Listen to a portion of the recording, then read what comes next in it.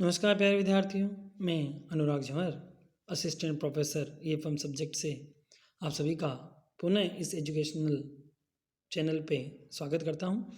हमने जो पुराना वीडियो देखा था, पहला जो वीडियो देखा था, उसमें हमने व्यावसायिक पूर्वानुमान क्या होते हैं, उसके उद्देश्य क्या हैं, उसकी विशेषताएं क्या हैं, उनका अध्ययन किया था। इस वीडियो में हम देखेंगे कि व्यावसायिक पूर्वानुमान किन किन विधियों से किया जाता है या व्यवसाय पूर्वानुमान के लिए कौन कौन सी तकनीकें उपलब्ध हैं।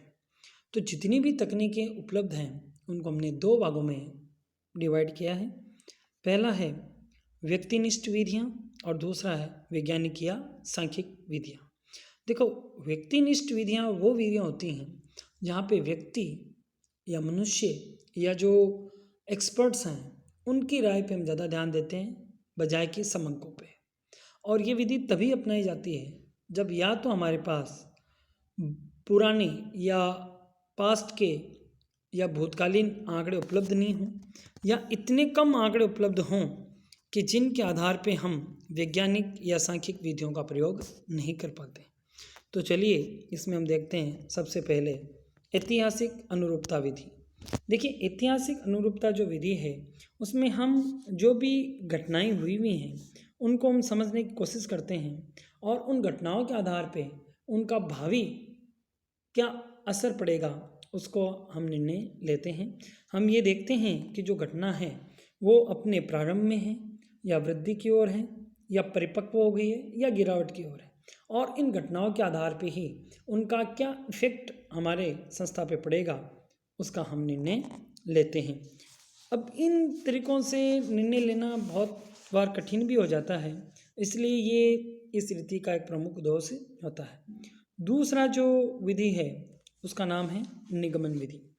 निगमन विधि इस मान्यता पर आधारित होती है कि जो भूतकाल में घटनाएं हुई हैं वो पूर्णतः रूप से पूरी तरह से भविष्य का निर्धारण नहीं कर सकती, क्योंकि आर्थिक दशाओं में परिवर्तन होने के कारण कुछ घटक महत्वहीन हो जाते हैं और कुछ अत्यधिक महत्वपूर्ण हो जाते हैं।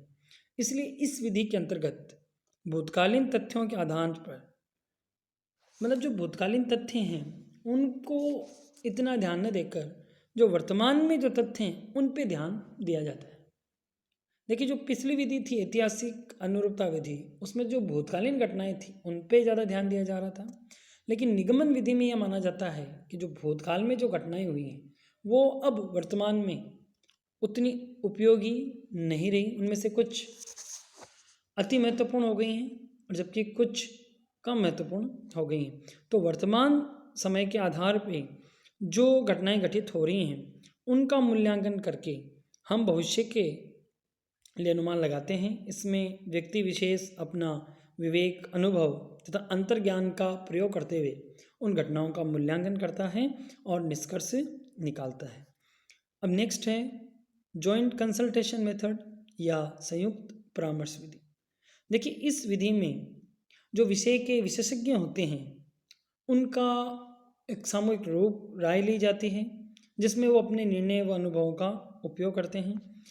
इसके अंतर्गत संस्था के द्वारा व्यावसायिक पूर्वानुमानों के लिए एक समिति का गठन किया जाता है जिसमें अलग अलग विषयों से संबंधित एक्सपर्ट्स होते हैं और वो एक्सपर्ट्स चर्चाएं करते हैं घटनाओं पे, उस पर अपनी राय प्रकट करते हैं, अपने अनुभवों का निचोड़ निकालते हैं और सभी के सम्मिलित प्रयास से एक मत व्यक्त किया जाता है। सभी का एक जैसी राय होती है और उस राय के आधार पे हम व्यावसायिक पूर्वानुमान करते हैं।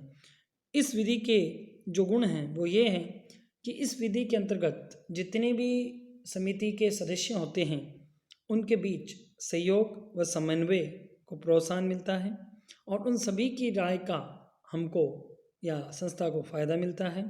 और इस तकनीक में चूँकि हमने पहले ही देखा है कि जितनी भी तकनीकें हैं इनमें आपको किसी भी सांख्यिकी विधि का प्रयोग करना नहीं पड़ता और इसी कारण से ये विधि सरल है और सुगम है।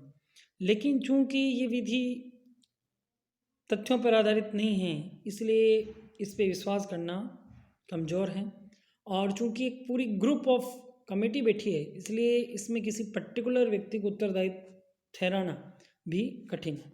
नेक्स्ट पॉइंट है मत संग्रह विधि। देखिए, मत संग्रह विधि एक ऐसी तकनीक होती है जिसमें व्यवसाय से संबंधित लोगों के बारे में संबंधित लोगों के विचारों को निर्णय हेतु आधार बनाया जाता है। मतलब जो भी व्यवसाय से संबंधित बंदा है उसकी राय जानी जाती है, उसके विचार जाने जाते हैं। जैसे ग्राहक है तो उसके विचार जाने जा रहे हैं, अगर हमारा कोई डिस्ट्रीब्यूटर है तो उसके विचार जाने जा रहे हैं, हमारे श्रमिक हैं, हमारे सप्लायर्स हैं, हमारे होलसेलर डिपो मैनेजर्स हैं, हमारे मार्केटिंग पर्सन्स हैं, तो इन सब की हम राय लेते हैं, ओपिनियन लेते हैं और इन ओपिनियन के आधार पे हम ये निर्णय लेते हैं कि किस प्रकार से भविष्य में घटनाएं घटेंगी और हमको प्रभावित करेगी। इस जो टेक्निक है उसकी जो सबसे बड़ी जो बात है कि ये सरल होती है, मितव्ययी होती है, लेकिन इसमें समय तो लगता ही है। पक्षपात की संभावना भी इसमें बनी हुई रहती है। तो इन कारण से जो मत संग्रह विधि है उसका उपयोग कम होता है। लास्ट जो व्यक्तिनिष्ठ विधियां हैं उनमें है वो है बाजार अनुसंधान विधि। देखिए, बाजार अनुसंधान जो विधि होती है उसमें हम एक फर्म को हायर करते हैं जो कि रिसर्च फर्म होती है और जिनका अच्छा एक्सपीरियंस होता है उस फील्ड में। वो फर्म बाज़ार में जाती हैं, ग्राहकों से मिलती है, प्रोडक्ट के बारे में उनसे राय लेती है, उनकी रुचि के बारे में समझ लेती है, उनकी फैशंस जो भी चलन है, ट्रेंड है, उसको समझने की कोशिश करती है। जो भी कठिनाइयाँ आ रही हैं ट्रांसपोर्टेशन में उनको समझने की कोशिश करती है। गवर्नमेंट की पॉलिसीज़ कैसी हो रही हैं उनको समझने में मदद करती है। बाइंग बिहेवियर को समझने की कोशिश करती है और इन सब का निचोड़ लगाते हुए हमको या संस्था को एक विवरण प्रस्तुत करती है जिसमें इन सभी का लेखा होता है कि किस प्रकार से व्यवसाय में जो घटनाएं हैं वो होंगी, भावी जो घटनाएं हैं वो व्यवसाय के